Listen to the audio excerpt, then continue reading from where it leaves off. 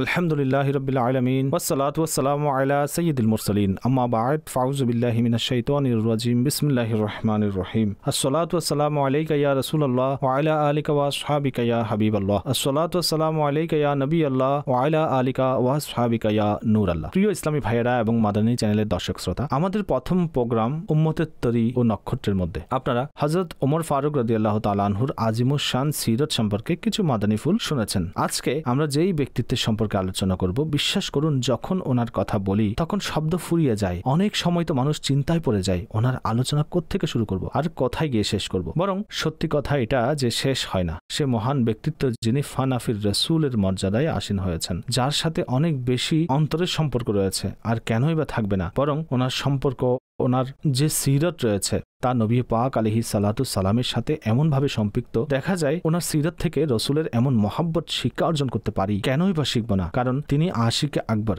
জি হ্যাঁ, আজকে এমন ব্যক্তির কথা হবে যিনি হচ্ছেন সর্বপ্রথম খলিফা হযরত আবু বকর সিদ্দিক রাদিয়াল্লাহু তাআলা আনহু। এই জগতের মধ্যে যদি বলি সবচেয়ে বড় আশিক, আমার আকা আলাইহিস সালাতু সালামের ক্লোজ ফ্রেন্ড ছিলেন, নবী পাকের সর্বাধিক প্রিয় বন্ধু সুবহানাল্লাহ হযরত আবু বকর সিদ্দিক রাদিয়াল্লাহু তাআলা আনহু। ওনার উত্তম আলোচনা করব। আপনি বিশ্বাস করুন কত বড় ব্যক্তিত্ব, না জানি কতবার ওনার সম্পর্কে পড়েছি, না জানি কতবার ওনার সম্পর্কে শুনেছি, কিন্তু যখনই শুনেছি এখন 1400 বছর পেরোবার পরও ঈমান তাজা হয়ে যায়, মোটিভেশন পাওয়া যায়। আর সুবহানাল্লাহ, ওনার সিরাতের কোন দিকটি আছে যার মধ্যে আমাদের জন্য শিক্ষা নেই? হাই, যেন সাইয়্যিদুনা সিদ্দিক আকবর রাদিয়াল্লাহু তাআলা আনহু সিরাত থেকে আমরা এটা শিখি যে ইসলাম মোতাবেক কিভাবে আমল করতে হয়, কোরবানি কিভাবে দিতে হবে, উদারতা কিভাবে করতে হয়, এবং সবচেয়ে গুরুত্বপূর্ণ প্রিয় নবীর সাথে মহাব্বত কিভাবে করতে হয়, সরকার আলাইহিস সালাতু সালামের উপর উৎসর্গ কিভাবে হব। তিনি উম্মতের এমন একজন পথনির্দেশ ব্যক্তি, সুবহানাল্লাহ, ওনার সম্পর্কে যতই বলা হবে কম হবে। আসাদ ভাই কি বলেন? আপনি অনেক বয়ান করেছেন, ওনার সম্পর্কে যখন বয়ান করার সুযোগ হয় তখন মানুষ দিশাহারা হয়ে যায়। জি, সত্যি আপনি বললেন যে পার্সোনালিটি এমন, সিরাত এমন যে অনেক সময় কারো সিরাত বয়ান করলে তখন ভাবি যে আচ্ছা আর কি কি আছে। ওনার ঘটনা এত বেশি যেন ভান্ডার আছে। আফদলুল বাশার বা'দাল আম্বিয়া, অর্থাৎ এই একটি কথা ওনার পার্সোনালিটির জন্য আচ্ছা শুধু এই উম্মতের মধ্যে সর্বোত্তম নয়, হ্যাঁ, বরং আম্বিয়াগণের পর যেসব উম্মত আছে বা এর পূর্ববর্তী উম্মত ছিল, সকল উম্মতের মধ্যে যত নবীগণের সমকালীন সাহাবা তাদের সঙ্গী সাথী ছিলেন, তাদের সকলের মধ্যে সবার চেয়ে বেশি যার ফজিলত তিনি সিদ্দিক আকবর রাদিয়াল্লাহু তাআলা আনহু। অতঃপর ওনার যে পার্সোনালিটি, এর জন্য এই ইন্সপিরেশন এও রয়েছে যে দেখুন আমার আকা সাল্লাল্লাহু আলাইহি ওয়াসাল্লাম তো ইমামুল আম্বিয়া, তিনি তার জীবন অতিবাহিত করেছেন আল্লাহ পাকের আনুগত্যের মধ্যে, আল্লাহ পাকের ইবাদতের মধ্যে। এমন অনেক কিছুই রয়েছে যা আমার আকা সাল্লাল্লাহু আলাইহি ওয়াসাল্লামের বৈশিষ্ট্যের মধ্যে রয়েছে, এটা ওনার ব্যক্তিত্বের সাথে নির্দিষ্ট। এখন প্রিয় নবী সাল্লাল্লাহু তাআলা আলাইহি ওয়াসাল্লাম মাখলুকের মধ্যে সবচেয়ে উত্তম উদাহরণ ফলো করার দিক থেকে। তারা আমাদের সাহাবায়ে কেরাম আলাইহিমুর রিদওয়ান, এবং তাদের মধ্যে সিদ্দিক আকবর রাদিয়াল্লাহু তাআলা আনহুর এই ব্যক্তিত্ব। মূলত ওনার অন্তরে অনেক বেশি সর্বজনীনতা আছে। আপনি যদি বিভিন্ন মানুষকে দেখেন তাহলে অনেকের মধ্যে কিছু জিনিস অনেক বেশি পাওয়া যায়, কারো মধ্যে অন্য কিছু বেশি পরিমাণে দেখা যায়, কিন্তু ওনার মধ্যে ইবাদত বলুন, আনুগত্য বলুন, বিনয়ী বলুন, অর্থাৎ পার্সোনাল যে ইবাদতের বিষয়াদি আছে তাও আছে, এবং খেলাফতের বিষয়াদি, এরপর বিচার কার্যের বিষয়াদি, এরপর সাহাবায়ে কেরাম আলাইহিমুর রিদওয়ানের সাথে ইন্টারেকশনের বিষয়াদি। বরং আমরা যখন এসব সাহাবায়ে কেরামের আলোচনা করি এবং পড়ি তখন আরও সুন্দর একটি দিক হচ্ছে এই যে যাদের সামনে ইসলাম নাজিল হয়েছে, ইসলামী আহকাম, শরীয়তের আহকামসমূহ প্রথমের যেসব সাক্ষী ছিলেন কুরআনের ও হাদিস উভয়ের, তারা মূলত সাহাবায়ে কেরাম আলাইহিমুর রিদওয়ানই ছিলেন। আপনি আমি যখন কোনো মাসআলা জানতে চাই তখন আমরা মুফতি সাহেবের কাছে যাব, আর মুফতি সাহেব অন্য কারো রেফারেন্স নেবেন। আর ওনার এমন যদি কোনো সমস্যা থাকতো, যদি কোনো প্রশ্ন থাকতো, তখন ডাইরেক্ট নবীর কাছেই হাজির হয়ে যেতেন এবং নবীর কাছ থেকেই জেনে নিতেন। তো তাদের যে সেন্স রয়েছে, তাদের যে চিন্তাধারা, তাদের যে মন মানসিকতা, সেটা তো অনেক বেশি পাকাপোক্ত ছিল। ট্রেনিং কোত্থেকে নিয়েছেন? আমরা যদি ঘটনাবলী দেখি তো এমন অনেক ঘটনা পাবো যে আমার আকা সাল্লাল্লাহু তাআলা আলাইহি ওয়া আলিহি ওয়াসাল্লাম কোনো হুকুম ইরশাদ করলেন। আচ্ছা, তো এর মধ্যে বুঝার জন্য কোনো কিছু ছিল, তো সাহাবায়ে কেরাম প্রশ্ন করলেন, ইয়া রাসূলুল্লাহ সাল্লাল্লাহু তাআলা আলাইহি ওয়াসাল্লাম, এ বিষয়ে একটু খুলে বললে ভালো হতো। তখন আমার আকা সাল্লাল্লাহু আলাইহি ওয়া আলিহি ওয়াসাল্লাম উক্ত ব্যাখ্যা প্রদান করেছেন। কাজেই সাহাবায়ে কেরাম আলাইহিমুর রিদওয়ানের যেমন ব্যক্তিত্ব, উম্মতের প্রতি তাদের যে অনুগ্রহ, তা হচ্ছে স্বচক্ষে দেখা মানুষ ছিলেন এবং ইসলামের উপর সর্বপ্রথম আমলকারী ছিলেন এবং আমাদের কাছে এইসব কিছু প্রেরণকারী ছিলেন। কাজী সিদ্দিক আকবর রাদিয়াল্লাহু তাআলা আনহু যেহেতু সেসব সাহাবাদের মধ্যে সর্বোত্তম হলেন, তাহলে এইসব বিশেষত্বের সাথে ওনার যে শান রয়েছে অবশ্যই তা আরো বৃদ্ধি আপনি পায়। খুব সুন্দর করে শুরু করেছেন যে জি হ্যাঁ, এখন তো কথাই শেষ হয়ে জি যায়, হ্যাঁ। এরপর আর কি কি আছে? বলবেন? সারা জগতের মধ্যে আম্বিয়াগণের পর সর্ব উত্তম, এছাড়া যেমনটি মহানুভবতা ও এই ধরনের অসাধারণ পার্সোনালিটির যে কথা হচ্ছে, এগুলো হাদিস থেকেও আমরা শিখতে পারি, যে হযরত সৈয়দুনা সুলাইমান বিন ইয়াসার রাদিয়াল্লাহু তাআলা আনহু থেকে বর্ণিত। নবী করিম সাল্লাল্লাহু আলাইহি ওয়াসাল্লাম ইরশাদ করেন, উত্তম চরিত্র হচ্ছে 360টি, এবং আল্লাহ পাক যখন কারো কল্যাণের ইচ্ছা পোষণ করেন তখন তার ব্যক্তিত্বের মধ্যে একটি উত্তম গুণ সৃষ্টি করে দেন। আউট অফ দোজ 360 কোনো একটি অভ্যাস তার চরিত্রের মধ্যে, তার ব্যক্তিত্বের মধ্যে যুক্ত হয়ে যায়। এরপর বলেন, এই কারণেই আল্লাহ পাক তাকে জান্নাতে প্রবেশ করিয়ে দেন। সুবহানাল্লাহ। এখন কথা হচ্ছিল সকল সাহাবায়ে কিরাম সম্পর্কে।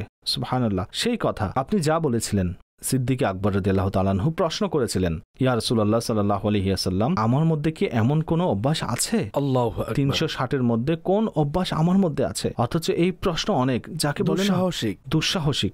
কি উত্তর আসে? সুবহানাল্লাহ। কিন্তু এটা তো দুই বন্ধুর বিষয়। আল্লাহু আকবার। নবী পাক আলাইহিস সালাতু সালাম কি ইরশাদ করলেন? ইরশাদ করলেন, হে আবু বকর, তোমার মধ্যে তো সমস্ত গুণাবলী রয়েছে। আল্লাহ, কি অসাধারণ।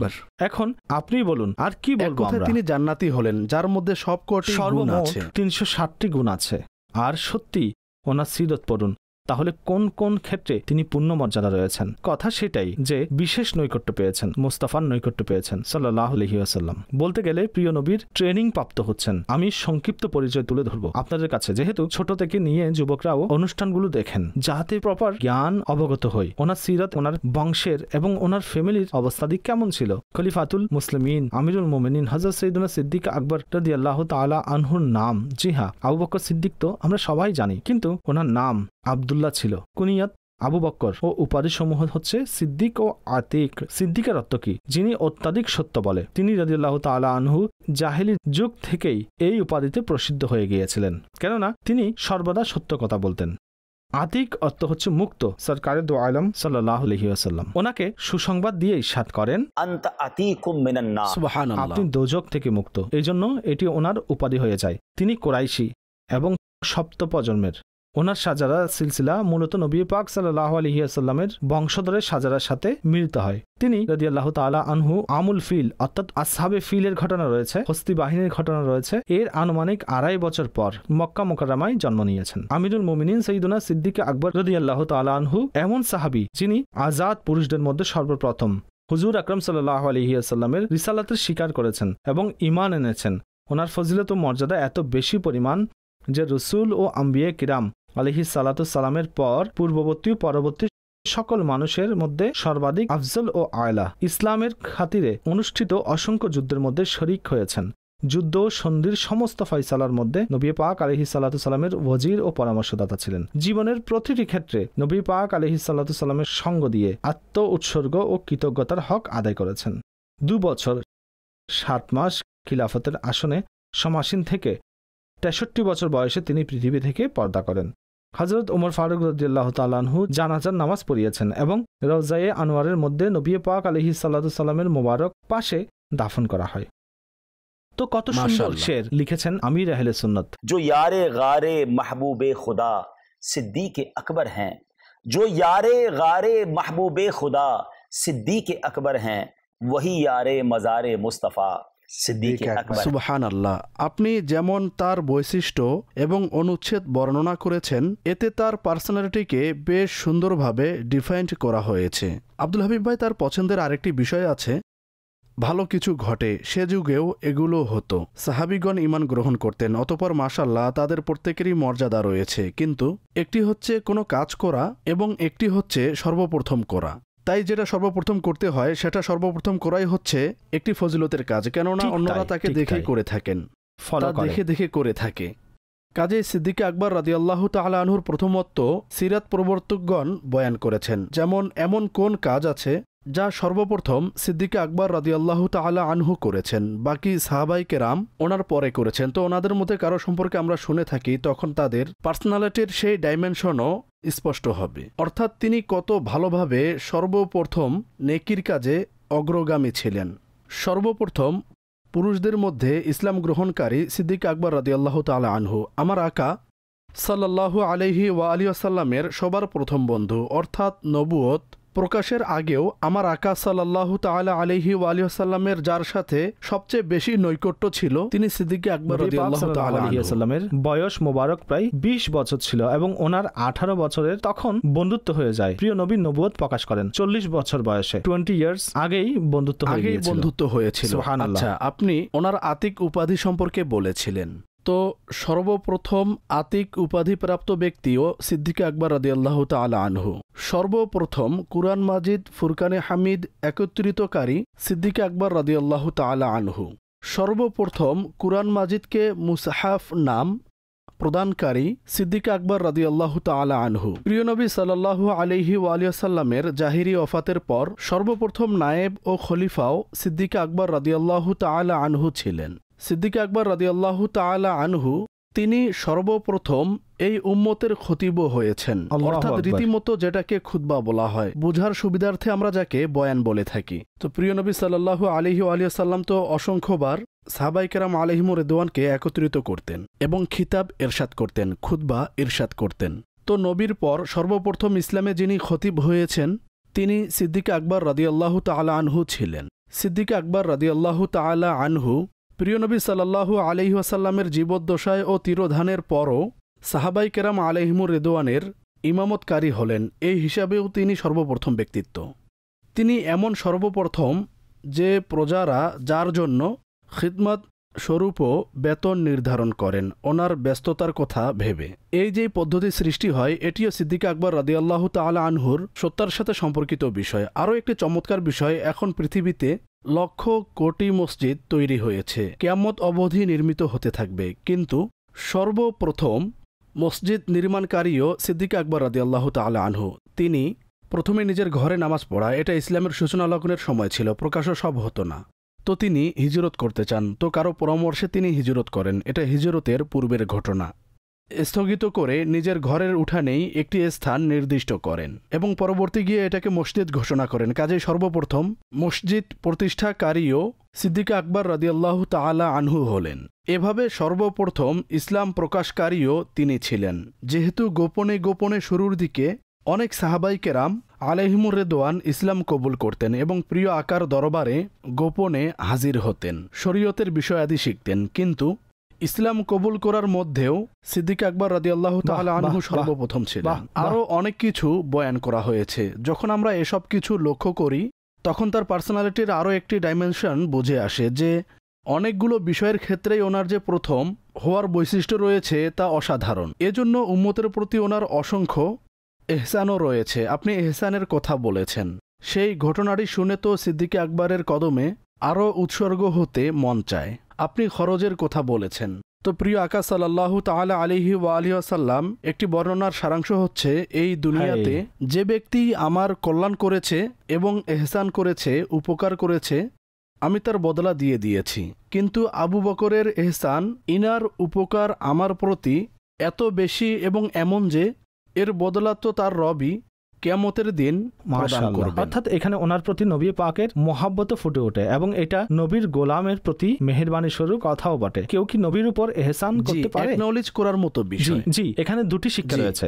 সিদ্দিক আকবর রাদিয়াল্লাহু তাআলা কেমন কোরবানি দিয়েছেন যে নবী পাক সাল্লাল্লাহু আলাইহি ওয়াসাল্লামের পাশেই জায়গা করে নিয়েছেন, এবং নবী পাক সাল্লাল্লাহু আলাইহি ওয়াসাল্লাম যিনি দো জাহানের বাদশা, তিনি কিভাবে স্বীকার করতেন এবং কিভাবে গোলামদের উৎসাহ প্রদান করতেন। তাছাড়া এখানে আমরা এও শিখতে পারি, আসাদ ভাই, আমাদের সাথে যদি কেউ কল্যাণ করে তাহলে তার প্রকাশ করা উচিত, জি, একনলেজ করা উচিত, যাতে তার মন খুশি হয়। এবং এটা আমরা বড়দের মধ্যে দেখেছি, আমাদেরও করা উচিত। অনেক সময় কিছু মানুষ, আচ্ছা এখানে যদি আরেকটু সংযুক্ত করি, উদাহরণস্বরূপ আপনি আমার জন্য কোনো উপকার করলেন আর আমি আপনার শুকরিয়া প্রাইভেটলি আদায় করলাম, ঠিক আছে, ভালো কথা। কিন্তু যদি কোথাও বন্ধুদের সাথে বসে থাকি আর সেখানে যদি সবাইকে বলি যে আসাদ ভাই তখন আমার যে উপকার করেছেন তা আমার এখনো মনে আছে, তখন আপনার মনে যে আনন্দ পাবেন সেটার মজাটাই আলাদা হবে। আচ্ছা, তারপর বিশেষভাবে আপনি তো আলিমে দিন, বোঝার জন্য বলছি, কেউ যদি কারো সম্মান বাড়ায় এবং সে তার অধীনদের এই ধরনের গুণাবলী বাকি লোকদের সামনে বর্ণনা করে, তাহলে সেটার মজা অন্যরকম, সেটার মজাটাই আলাদা। আমি তো আমির আহলে সুন্নতকে দেখেছি, তিনি অনেক সময় সবার সামনে এমন ভাবে শাবাশি প্রদান করেন, মানুষ বলে তিনি তো আমার দোষগুলোও জানেন, তিনি তো আমার ভুলগুলোও জানেন, সেগুলো বলছে না, এবং আমার যা গুণ আছে যদিও তা ওনার বরকতেই হয়েছে, তিনি তা সবাইকে জানান। এটি মূলত বড়দের স্বভাব হয়। আচ্ছা, আমরা যেন আমলকারী হয়ে যাই। সিদ্দিক আকবর রাদিয়াল্লাহু তাআলা আনহুর সিরাতের উপর পিতামাতা আমল করি, শিক্ষকগণ আমল করি, নিগরানগণ আমল করি, আমি মনে করি খুব ভালো হবে। সমাজে এর কমতি দেখা যাচ্ছে। আমরা কি করি? প্রথমত কম শাবাশি দেই, বেশি উপদেশ দেই বা বেশি সমালোচনা করি, আর করলেও সেখানে কৃপণতা করি, কাজ নেই। এমন করা উচিত নয়। জায়েজভাবে যার যেই প্রশংসা করা যায় সেক্ষেত্রে আবার অতিরঞ্জিত করবে না। এটি করলে আমাদের সমাজ অনেক বেশি পজিটিভ হবে। আচ্ছা, এরপর এটাও মানবীয় স্বভাব যে যে জিনিসের আলোচনা বেশি হয় তার মধ্যে উন্নতিও বেশি পরিমাণ হয়। যখন শাবাশি দেয়া হয় তো মানুষের অগ্রগতি হয়। আপনি আমির আহলে সুন্নতের কথা বললেন, সত্যি তিনি অনেকবার এমন উত্তর দিয়েছেন যখন ওনার কাছে জিজ্ঞাসা করা হয় যে এত মানুষ আর এত কাজ, বলেন ভাই আমি 2 হাতের মাধ্যমে পিঠ বুলাতে থাকি, অনেক সময় এভাবে কাজ বাড়তে থাকে। তো প্রিয় আকা সাল্লাল্লাহু আলাইহি ওয়া আলিহি ওয়াসাল্লাম আপন সাহাবায়ে কেরামকে বক্তব্যও দিতেন। এটা দেখুন যে একে তো স্পিচের কথা আপনি ভালো বলেছেন, দ্বিতীয়ত নবী পাক সবার জন্য আলাদাভাবে দিল খুশি করার অভ্যাস। কাউকে আমিরুল উম্মত উপাধি, কাউকে আবার আল্লাহর দরবারি, এরকম কিছু পদ্ধতি রয়েছে যাতে সাহাবায়ে কেরামের যে সব বৈশিষ্ট্য ছিল সেক্ষেত্রে তাদেরকে কোনো টাইটেল দিয়ে দেওয়া, ওনাদের কোনো নাম দিয়ে দেওয়া, ওনাদের উৎসাহ বৃদ্ধি করা। তো এটা কেমন হাদিস? যেমন এখন আমার আরেকটি হাদিস মনে পড়েছে, যে সকল সাহাবা যখন নবী পাক সাল্লাল্লাহু আলাইহি ওয়াসাল্লামের সাথে কথা বলতেন তখন ওনাদের খুব সুন্দর অভ্যাস ছিল, ইয়া রাসূলুল্লাহ আমাদের মাতা পিতা আপনার উপর কুরবান, নিজেদের কথাবার্তা স্টার্ট করতেন এভাবে। কিন্তু সায়াদ বিন আবি ওয়াক্কাস রাদিয়াল্লাহু তাআলা আনহু এমন ভাগ্যের উপর আমাদের জীবন উৎসর্গ, যখন তিনি উহুদ যুদ্ধের তীর নিক্ষেপ করছিলেন নবী পাক তীর ধরিয়ে দিতেন এবং বলতেন সাআদ তীর চালাও, আমার মা বাবা তোমার প্রতি কুরবান। এই কথা শুনলেই তো মনে করি আমি নিজের জান দিতে প্রস্তুত হয়ে যাই। নবী পাক আমার জন্য এমন বলেছেন। এগুলো হচ্ছে এমন বিষয় যা আমাদেরকে শিখতে হবে। আপনি খুব ভালোই বলেছিলেন, অনেকে কৃপণতার সহিত শাবাশি দেয়, এমন না, মন খুলে দিন, কারণ মানুষ এর দ্বারা ভালো কাজে বেশি উৎসাহিত হয়। জি, এখন আমরা যখন প্রথম সময়ের কথা বলছিলেন, আপনি মসজিদের কথা বলছিলেন, তো বলে না মানুষের কিছু কাজ এমন হয় যে তা নিয়ে মানুষ ঈর্ষাই করতে পারে। এখন ইনভেস্টমেন্ট, আমার কথা বিজনেসম্যানে শুনছেন হয়তো, মানুষ বলে ভালো কোনো জায়গায় ইনভেস্টমেন্ট যা দীর্ঘমেয়াদী হয়, বেশি প্রফিট হবে, ফায়দা বেশি হবে। কেমন ইনভেস্টমেন্ট করছিলেন হযরত সাইয়েদনা আবু বকর সিদ্দিক রাদিয়াল্লাহু তাআলা যখন মসজিদে নববী শরীফের জায়গা ক্রয় করা হচ্ছিল? আমি তো যখনই মসজিদে নববী শরীফে যাই মনে পড়ে যায় সারা দুনিয়ার নামাজ, এই সারা পৃথিবীর সিজদা, সর্বদা কোরআন তেলাওয়াত হচ্ছে, মানুষ তো ইবাদতে মশগুল, আর কি করছে? মসজিদে নববী শরীফে তো নিয়মিত ইবাদতের সমাহার দেখা যায়, কিন্তু এই কাজ আল্লাহ পাক কার মাধ্যমে করেছেন? আচ্ছা, ঘটনা এমন ছিল যে মদিনা মনোয়ারায় মসজিদ প্রয়োজন ছিল, একটি জায়গা পছন্দ করা হলো, তবে তা এতিমের জায়গা ছিল। আচ্ছা, তারা এতিমও ছিল, নাবালিগও ছিল। তারা তো বলেছিল হুজুর আপনি উপহার হিসেবে গ্রহণ করুন, প্রতিদান আল্লাহর কাছ থেকে নেব। ফরমালেন তোমাদেরকে এর মূল্য দেওয়া উচিত, যেহেতু নাবালিগ। এর একে তো নবী পাক আলাইহিস সালাতু সালামের সিদ্দিক আকবরের সাথে ইন্টারঅ্যাকশন দেখুন। এও লিখিত আছে যে নবী পাক সিদ্দিক আকবর রাদিয়াল্লাহু তাআলা আনহুর সম্পদ এমন ভাবে ব্যবহার করতেন যেভাবে নিজের সম্পদ ব্যবহার করতেন। এটা কত বন্ধুত্ব সুলভ, যত ঘনিষ্ঠ বন্ধু হোক, এটা আমার, এটা তোমার হয়ে থাকে। কিন্তু সেখানে এমন অবস্থা যে নবী পাক সিদ্দিক আকবর রাদিয়াল্লাহু তাআলা আনহুর সম্পদ এমন ভাবে ব্যবহার করতেন যেন ওনার নিজের সম্পদ, বাস্তবে সবকিছু নবী পাক সাল্লাল্লাহু আলাইহি ওয়াসাল্লামের, এটা তিনি প্রমাণ করেছেন। তো প্রিয় নবী তাদের কাছ থেকেই সেই জায়গা ক্রয় করলেন, এরপর মসজিদ নির্মাণ হলো। কি সুন্দর! আসলে এই ক্ষেত্রে আব্দুল হাবিব ভাই, যখন আমরা ফজিলতের আলোচনা করি, আমি চাই আরেকটি ক্ষেত্র আমরা ডিসকাস করি। প্রথমত আমার আকা সাল্লাল্লাহু আলাইহি ওয়াসাল্লাম তো ইমামুল আম্বিয়া। জি, তার দয়া, তার মায়া, তার অনুগ্রহ, তার শিক্ষা দান, তার ইলম শিক্ষা দান, তার দিক নির্দেশনা প্রদান, এসব তো ছিল বৃষ্টির ন্যায়, মুষলধার বৃষ্টির ন্যায়। সুবহানাল্লাহ। কিন্তু আমার কাছে তো পাত্র থাকতে হবে, আমারও তো চেষ্টা করতে হবে, আমিও তো আগে বেড়ে 2 হাত বাড়িয়ে দেই। এখন যত সব পার্সোনালিটির বিষয় আছে, সিদ্দিক আকবরের নিকট কেউ কোথাও যেন প্রশ্ন করলো যে আপনার 3টি ইচ্ছা কি? আপনি এই দেখুন যে তার মনের মধ্যে তার জীবনযাপনের উদ্দেশ্য কি। আমাকে আপনাকে জিজ্ঞেস করলে তখন আমাদের উত্তর কি হবে? আচ্ছা, তখন তো না কোনো কৃত্রিমতা ছিল, না এমন কোনো লৌকিকতা ছিল, তখন তো ইখলাস আর ইখলাস ছিল। তিনি কি বললেন? তথা আমার 3টি ইচ্ছা আছে ইয়া রাসূলুল্লাহ সাল্লাল্লাহু তাআলা আলাইহি ওয়াসাল্লাম, অর্থাৎ আমি আপনার চেহারায় আনোয়ারের জিয়ারত করতে থাকব। আচ্ছা, সিদ্দিক আকবরের দ্বিতীয় ইচ্ছা, আপনার দরবারে হাজির থাকা, অর্থাৎ আপনার যত জরুরি সময়, জরুরি কাজ আছে তা সেরে আমি শুধু আপনার দরবারে হাজির থাকব, আপনার কাছে বসে থাকব, দেখতে থাকব, জিয়ারত করতে থাকব। এবং তৃতীয় যে বিষয় ছিল, দেখুন আচ্ছা যাই হোক, এই দুটি ইশক ও মহব্বতের বিষয়, চেহারা আনোয়ারের জিয়ারত। দ্বিতীয়ত ইলম অর্জন করা এবং একজন নবীর দরবারে হাজির থাকা। কিন্তু দেখুন সম্পদের তৃতীয় আলোচনা কি, আমার এই ইচ্ছা যে আমি নিজের সম্পদ আপনার জন্য, আচ্ছা আলাইকা ইয়া রাসূলুল্লাহ, আপনার জন্য আমি কুরবান করতে চাই, আপনার জন্য আমি খরচ করতে থাকব। তো যখন একজন মানুষের জীবনের এমন ইচ্ছা থাকে তখন তার জন্য সুযোগও অনেক বেশি পরিমাণে থাকে। চমৎকার কথা। এখানে একটি বিষয় যা আসাদ ভাই উল্লেখ করেছেন, সে সিদ্দিক আকবর রাদিয়াল্লাহু তাআলা আনহুর সিরাত যদি অধ্যয়ন করা হয় তাহলে মোস্ট গোল্ডেন ওয়ার্ড। কেউ যদি বলে সিরাতকে কয়েক শব্দে বয়ান করুন, অথচ বিশ্বাস করুন এই 40 মিনিটের অনুষ্ঠান তো কত দ্রুত শেষ হয়ে যাবে এবং অনেক কথা বাকি থাকবে। কিন্তু এই যে বাক্য আমি বলবো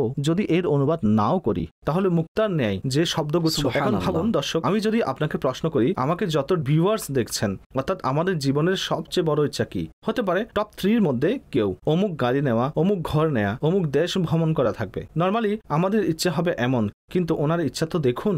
হায় হায়, আপনি ভাবুন হুজুর ব্যাস আপনার দিদার করতে থাকবো, আপনার দরবারে হাজির থাকবো এবং নিজের সম্পদ আপনার জন্য কোরবান করব। এবং এই 3টি ইচ্ছা কত সুন্দরভাবে অন্তর থেকে বের হয়েছিল আর সেভাবে পরিপূর্ণ হয়েছে। এক তো হচ্ছে ইচ্ছা, মনেই থেকে যায়। আল্লাহ করিম এই আশিকে আকবরকে এই 3টি সৌভাগ্যই দান করেছেন, তথা তিনি নবী পাকের দিদার যেহেতু সঙ্গে থাকতেন। এবং বর্ণনায় এও আছে যখন নবী পাক খুতবা ইরশাদ করতেন তখন সকল সাহাবা মাথা নিচু করে নবী পাকের দরবারে থাকতেন আর চোখে দেখে দিদার করতেন না আদবের কারণে। কিন্তু সিদ্দিক আকবর রাদিয়াল্লাহু তাআলা আনহু, ওমর ফারুক রাদিয়াল্লাহু তাআলা আনহুর শান এমন ছিল যে ওনারা নবী পাকের ধর্মোপদেশের সময়ও দিদার করতেন, নবীকে দেখে মুচকি হাসতেন এবং নবী পাক সাল্লাল্লাহু আলাইহি ওয়াসাল্লাম ওনাদেরকে দেখে মুচকি হাসতেন। আচ্ছা, এমন দিদার তো হয়েছে, কিন্তু ওলামা বলেন যেই দিদার সৌর পর্বতে হয়েছে 3 দিন ও 3 রাত, ওই দিন প্রিয় আকা সাল্লাল্লাহু আলাইহি ওয়াসাল্লাম ও সিদ্দিকে আকবর ব্যতীত কেউ ছিল না। কেমন দিদার হয়েছিল ভাবুন, বিশেষত যখন সিদ্দিকে আকবর রাদিয়াল্লাহু তাআলা আনহুর কোলে নবী পাক বিশ্রাম করেছেন। যখন কেউ কারো কোলে থাকে ভাবুন তো কত ক্লোজ। হায় হায়, দিদার করেছিলেন তিনি। ভ্রু দেখেছেন, দাড়ির এক একটি পশম কত কাছ থেকে দেখেছেন, চেহারা দেখেছেন। সুবহানাল্লাহ, খুব সুন্দর কথা আমি ওই কিতাবে পড়েছিলাম। অর্থাৎ যে ইবাদত সিদ্দিক আকবর রাদিয়াল্লাহু তাআলা আনহু হেরা গুহায় নবী পাক যখন ওনার কোলে আরাম করছিলেন, কায়নাতের মধ্যে এমন ইবাদত তখন কেউ করেনি। ফারুকে আজম এমনিতেই সেই ঈর্ষা প্রকাশ করেননি, অথচ এই রাতে তো একদিকে আমার যদি নসিব হতো তো বলেছিলেন ফারুকে আজম, অর্থাৎ ঈর্ষাকারীও ফারুকে আজম রাদিয়াল্লাহু তাআলা আনহু, যিনি নিশ্চিত জান্নাতি। কিন্তু একটি প্রেফারেন্সের বিষয় থাকে এবং একটি আকাঙ্ক্ষার বিষয় থাকে। আল্লাহ পাক ওনাকে বড় একটু কমপ্লিট করতে চাই।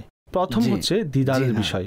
আপনার দরবারে হাজির থাকবো, সারা জীবন তো হাজির ছিলেন, এখনো রওজায়ে রাসূলে হাজির আছেন, সেখানেও নবী পাকের সাথে আছেন। এবং নবী পাক সাল্লাল্লাহু আলাইহি ওয়াসাল্লামের একটি হাদিসে পাক আছে যার সারমর্ম প্রিয় আকা সাল্লাল্লাহু আলাইহি ওয়াসাল্লাম একবার হযরত আবু বকর সিদ্দিক রাদিয়াল্লাহু তাআলা আনহু ডান হাতে ওমর ফারুক রাদিয়াল্লাহু তাআলা আনহুর হাত অপর হাতে নিয়ে তাশরিফ আনলেন। তখন সাহাবায়ে কেরাম একসাথে ছিলেন, এইভাবে ইরশাদ করলেন, দেখে নাও হাসরের দিনেও আমরা এভাবেই আসবো, অবশ্যই, অর্থাৎ এখানেও সঙ্গে আছি এবং ওখানেও সঙ্গে থাকবো। তৃতীয় যে ইচ্ছা ছিল, অর্থাৎ নিজের সম্পদ খরচ করতে থাকবো, তা একবার নয়, এর চেয়ে অধিক সংখ্যক তিনি নিজের সম্পদ নবী পাকের জন্য খরচ করেছেন, বরং সম্পূর্ণ সম্পদই খরচ করেছেন। আর সুবহানাল্লাহ, যার উদাহরণ আমরা দিয়ে থাকি, তাবুক যুদ্ধের কথা কে বলতে পারে? যখন হযরত ওমর ফারুক অর্ধেক সম্পদ এনেছিলেন, সিদ্দিকে আকবর রাদিয়াল্লাহু তাআলা আনহু ঘরের সমস্ত জিনিসপত্র নিয়ে আসলেন। নবী পাক যখন ইরশাদ করছিলেন, হে আবু বকর, পরিবারের জন্য কি রেখে এসেছেন? তখন তিনি বললেন, হুজুর, পরিবারের জন্য আল্লাহ ও তার রাসূল যথেষ্ট।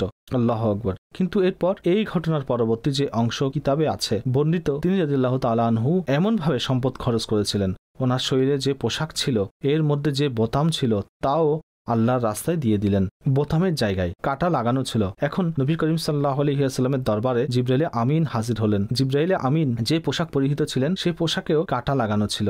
নবী পাক জিবরাইল আমিনকে জিজ্ঞেস করলেন, হে জিবরাইল, আজকে তুমি কেমন পোশাক পরলে? তখন তিনি আরজ করলেন, হুজুর, আবু বকর সিদ্দিক রাদিয়াল্লাহু তাআলা আনহু আজকে এমন দানশীলতা দেখিয়েছেন, নিজের পোশাকের বোতামও আল্লাহর রাস্তায় দিয়ে দিয়েছেন। আল্লাহ পাকের কাছে সিদ্দিক আকবর রাদিয়াল্লাহু তাআলা আনহুর আমল এমন পছন্দ হয়েছে, শুধু আমি নই, আসমানে যত ফেরেশতা ছিলেন সবাই আজকে এমন পোশাক পরেছে। হুজুর, আল্লাহর সালাম সিদ্দিক আকবরকে দিন, এবং জিজ্ঞাসা করুন যে তুমি কি এই অবস্থায় রবের প্রতি সন্তুষ্ট? একটু ভাবুন সিদ্দিকে আকবরের শান কি। আল্লাহর সালাম সরকারে দো আলম সাল্লাল্লাহু আলাইহি ওয়াসাল্লাম আবু বকর সিদ্দিককে পৌঁছিয়ে দিলেন এবং ইরশাদ করলেন, হে আবু বকর বলো, আল্লাহর পক্ষ থেকে প্রশ্ন হচ্ছে তুমি কি এই অবস্থায় আল্লাহর প্রতি সন্তুষ্ট? এমন যারা সামান্য ক্ষতির ফলে অভাবের কারণে আল্লাহর প্রতি অসন্তুষ্ট হয়ে যায়, অভিযোগ অভিমান শুরু করে দেয়। একটু ভাবুন এমটি হ্যান্ডেড, সম্পূর্ণ খালি হাত সিদ্দিক আকবর রাদিয়াল্লাহু তাআলা আনহুর। ঘরের সবকিছু তিনি আল্লাহর রাস্তায় দিয়ে দিলেন। আর এই অবস্থায় ওনাকে জিজ্ঞাসা করা হচ্ছে, হে আবু বকর তুমি কি খোদার উপর রাজি? তখন তিনি সেখানে ক্রমাগত কাঁদতে থাকলেন এবং বলেন, আমি আপন রবের প্রতি কিভাবে অসন্তুষ্ট থাকতে পারি? নিঃসন্দেহে আপন রবের প্রতি সন্তুষ্ট, সেই তিনটি আকাঙ্ক্ষা যা ওনার জীবনের সবচেয়ে বড় আকাঙ্ক্ষা ছিল, কিভাবে পূর্ণ হলো? বর্তমানে তা শুনলে আমাদের ঈমান তাজা হয়ে যাবে। আল্লাহ পাক আমাদের সকলকে সিদ্দিক আকবর রাদিয়াল্লাহু তাআলা আনহুর ওসিলায় সত্যিকার ইশকে রাসূল নসিব করুন। আমিন। এই হচ্ছে উত্তম পার্সোনালিটি। মাশাআল্লাহ। আচ্ছা, এক তো এই প্রিয় আকা সাল্লাল্লাহু আলাইহি ওয়া আলিহি ওয়াসাল্লামের জীবদ্দশায় থাকার সময় সিদ্দিক আকবর রাদিয়াল্লাহু তাআলা আনহুর যে সম্মান ও মর্যাদা ছিল, তিনি রাদিয়াল্লাহু তাআলা আনহু হুজুরের ওফাতের পর যেভাবে উম্মতের তরি ধরেন, ওনার কেমন শান ও পার্সোনালিটি যে প্রিয় আকা সাল্লাল্লাহু আলাইহি ওয়া আলিহি ওয়াসাল্লামের জাহেরি হায়াতেও এমন হয়েছে যে যখন অন্যান্য সাহাবায়ে কেরাম কোনো বিষয়ে অস্থির হয়ে যায়, পেরেশান হয়ে যায়, তখন সিদ্দিক আকবরের যে প্রশান্ত মন ছিল তা অন্যান্য সাহাবাদের চেয়ে বেশি ছিল। বিশেষ করে হুদায়বিয়ার সন্ধির যে ঘটনা, যেখানে ফারুকে আজম রাদিয়াল্লাহু তাআলা আনহু অন্যান্য সাহাবায়ে কেরাম একদম শকড হয়ে গিয়েছিল, অর্থাৎ এ কি হলো। কিন্তু যখন ফারুকে আজম রাদিয়াল্লাহু তাআলা আনহু প্রিয় নবীর দরবারে হাজির হলেন, প্রিয় নবী যেসব সমাধান ইরশাদ করলেন এবং এই ফয়সালা ও এই মীমাংসার যেই হিকমত সমূহ বর্ণনা করেছেন, সিদ্দিক আকবর রাদিয়াল্লাহু তাআলা আনহু তখন তার তাঁবুতে অবস্থানরত ছিলেন। আচ্ছা, তো যা বলার বললেন, প্রিয় নবী হুকুম করে দিলেন, এলান করে দিলেন যে এমন করো এবং তোমাদের এহরাম খুলো। তো ফারুকে আজম রাদিয়াল্লাহু তাআলা আনহু যখন সিদ্দিক আকবরের কাছে আসলেন, তখন সেই প্রশ্নগুলো করলেন যা প্রিয় নবীর কাছে করেছিলেন। এখনও সিদ্দিক আকবর রাদিয়াল্লাহু তাআলা আনহু প্রিয় নবীর সেই উত্তরগুলো শুনেননি, কিন্তু এক ইন্টারেকশন দেখুন, ওনার মন মেজাজ দেখুন। প্রিয় নবী সাল্লাল্লাহু আলাইহি ওয়াসাল্লাম যে উত্তরগুলো ইরশাদ করলেন ফারুকে আজমকে, সিদ্দিক আকবর রাদিয়াল্লাহু তাআলা আনহু সেই উত্তরগুলি ইরশাদ করলেন। এমন হিকমত ছিল। হ্যাঁ, এবং উক্ত ঘটনা প্রত্যক্ষ করে সেই উত্তরগুলো শুনে ফারুক আজম রাদিয়াল্লাহু তাআলা আনহু সান্ত্বনা পেলেন। এছাড়া তিনি এমন বলতেন, আমি ওই দিনের ওই কাজের জন্য জীবনভর একটি আফসোস থেকে গেল, অর্থাৎ আমি এমন করতে পারলাম না, অর্থাৎ যা সিদ্দিক আকবর রাদিয়াল্লাহু তাআলা আনহুর কাছে সান্ত্বনার জন্য বলেছিলেন। আচ্ছা আসাদ ভাই, আপনি যে ঘটনা বলেছিলেন হযরত ওমর ফারুক আজম রাদিয়াল্লাহু তাআলা আনহুর ধরন বলেছিলেন, তো এই ঘটনা আমাদেরকে কে বলেছিল? হযরত ওমরই বলেছিলেন। অবশ্যই এই রাবি তো হযরত ওমরই ছিলেন। আমি এদিকে গেলাম ওদিকে গেলাম, তো এটা ওনার কত বড় শান, কি চমৎকার। আপনি ভাবুন একটু এর ভিতরে ঢুকি, যেমন কোন ব্যক্তি যার কিছু কনফিউশন ছিল এবং সেটা একজনের দূর করে দিলেন, ক্লিয়ারিটি হয়ে গেল, কিন্তু তিনি বলছেন ইনি সেই ব্যক্তি যে আমাকে ক্লিয়ার করেছে, অর্থাৎ নবী পাকের সাথে কেমন সম্পর্ক, এর দ্বারা দুটি বিষয় জানা যাচ্ছে। হযরত ওমরের মর্যাদা নিশ্চয়ই ওই সময়ও এমন, আল্লাহ মাফ করুক। আজকাল তো মানুষ ফার্স্ট সেকেন্ড থার্ড একে অপরের পিছনে লেগে থাকে। সে আগে কিভাবে চলে গেল, সে পিছনে কিভাবে রয়ে গেছে, সে নিচে নেমে গেলে আমি উপরে উঠে যাব, আমি কিভাবে বলবো যে আমাকে ট্রেনিং দিয়েছেন? আমার সাথে কেউ ভালো করলে এবং আমি তার সেকেন্ড থার্ডে থাকলে, আমি যদি মানুষকে বলি যে আমি তার থেকে শিখে সেকেন্ডে এসেছি, তাহলে তো ফার্স্ট ব্যক্তি ফার্স্ট, আপনাকে তো সেকেন্ডে থাকা উচিত। অথচ তখন কেমন ইখলাসপূর্ণ পরিবেশ ছিল, কেমন একনিষ্ঠতা ছিল, কেমন প্রশস্ত মন ছিল, কেমন উদার মনা ছিল যে নিজেই বলছে নবী পাক থেকে যা শুনেছে অনুরূপ তা হযরত আবু বকর সিদ্দিক থেকে শুনেছে, আমার ধারণা হয়ে গেছে। কেমন সম্পর্ক ও কেমন বন্ধন ছিল ওনার নবী পাকের সাথে। আচ্ছা, সিদ্দিক আকবর রাদিয়াল্লাহু তাআলা আনহুর ওই সময়ও নিজের কলিগ বলুন, সাহাবা বলুন, সাথী বলুন, পরস্পর তো বন্ধু, তাদের সাথে তার সম্পর্ক এবং তার পার্সোনালিটি বেস্ট হওয়া। এছাড়া সাহাবায়ে কেরামের এমন অভিমত যে আমরা রাসূল সাল্লাল্লাহু আলাইহি ওয়াসাল্লামের জাহিরি হায়াতে তারপরে নিজেদের মাঝে যাকে সবচেয়ে বড় মনে করতাম তিনি সিদ্দিক আকবর রাদিয়াল্লাহু তাআলা আনহুর পবিত্র সত্তা ছিল। অতঃপর যখন উম্মতের উপর বলতে পারি যে সবচেয়ে বড় ধৈর্যের সময়, অর্থাৎ যখন এটা কনফার্ম হয়ে গেল যে রাসূল সাল্লাল্লাহু আলাইহি ওয়াসাল্লাম আপন জাহিরি হায়াতের সাথে এখন আমাদের মাঝে বিদ্যমান নেই, তো এটা তো আমরা ভাবতেও পারি না, অর্থাৎ এর চেয়ে বড় কষ্ট কি আছে। মূলত তখন সাহাবায়ে কেরাম আলাইহিমুর রিদওয়ানের অবস্থা কেমন হয়েছিল, কিন্তু তখনও উম্মতকে যিনি সান্ত্বনা দিয়েছেন এবং দুঃখী উম্মতের হাত ধরেছেন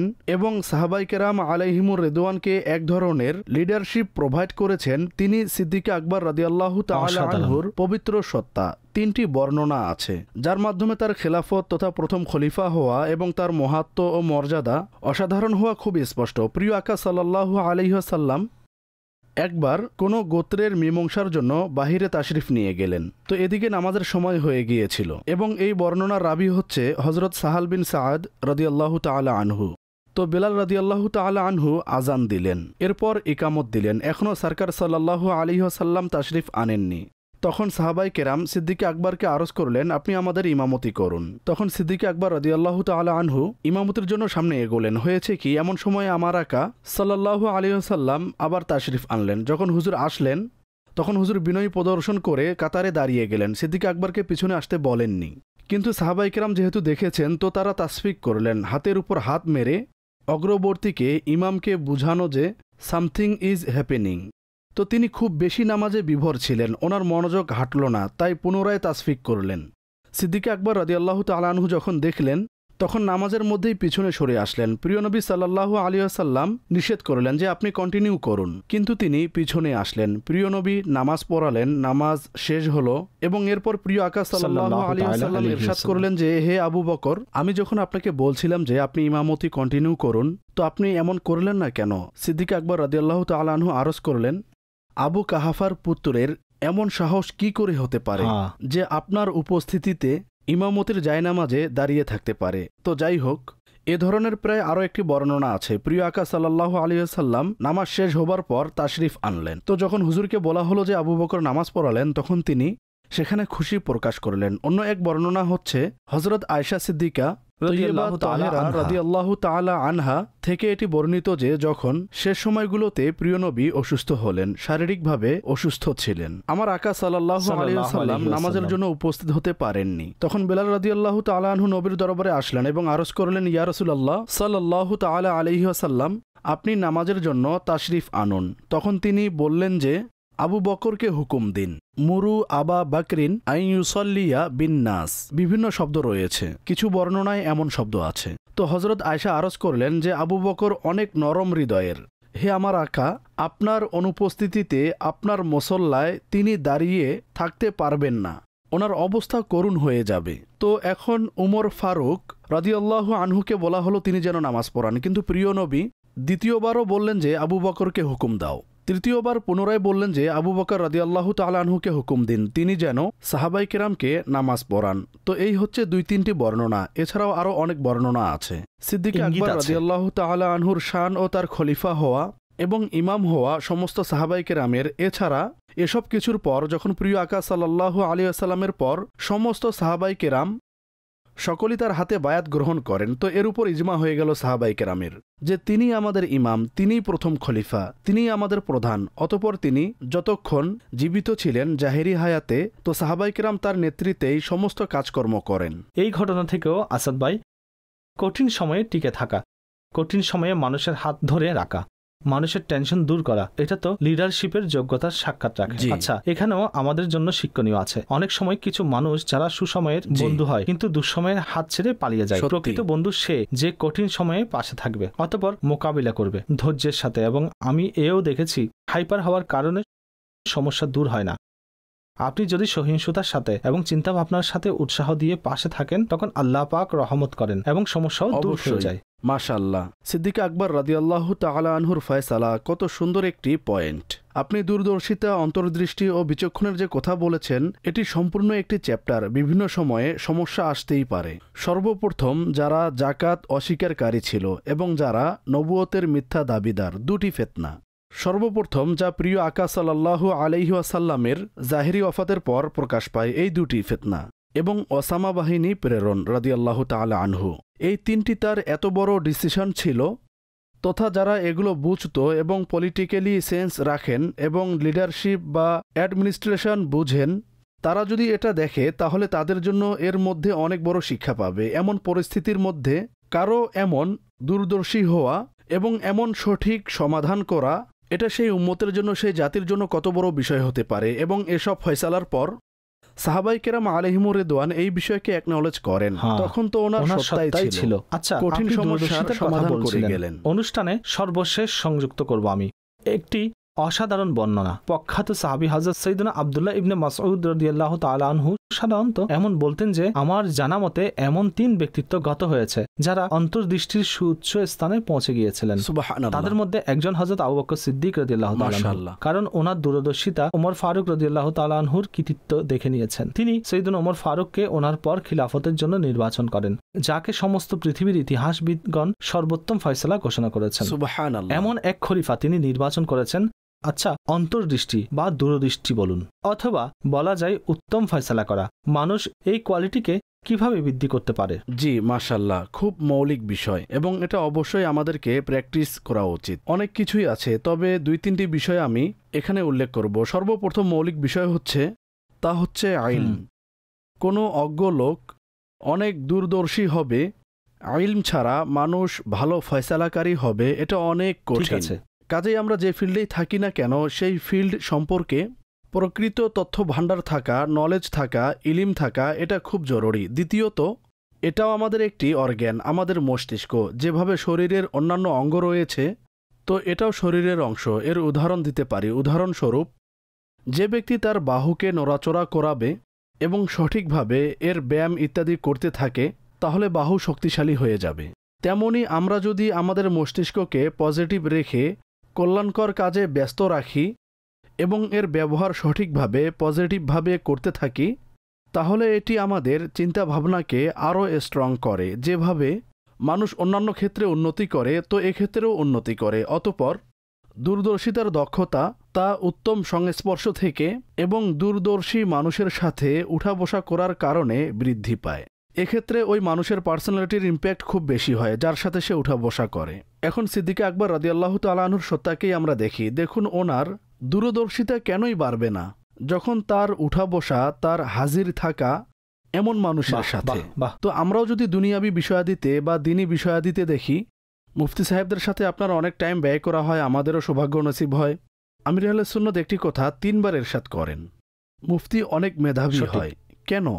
সর্বপ্রথম বিষয় হলো ওনার ইলম, আর দ্বিতীয় বিষয় ওনার সার্কেলের মধ্যে যত মানুষ আছে তারা সবাই আহলে ইলম। একসাথে উঠা বসা, ডিসকাশন করা কিতাবের সাথে সারাক্ষণ তেনাদের সাথে।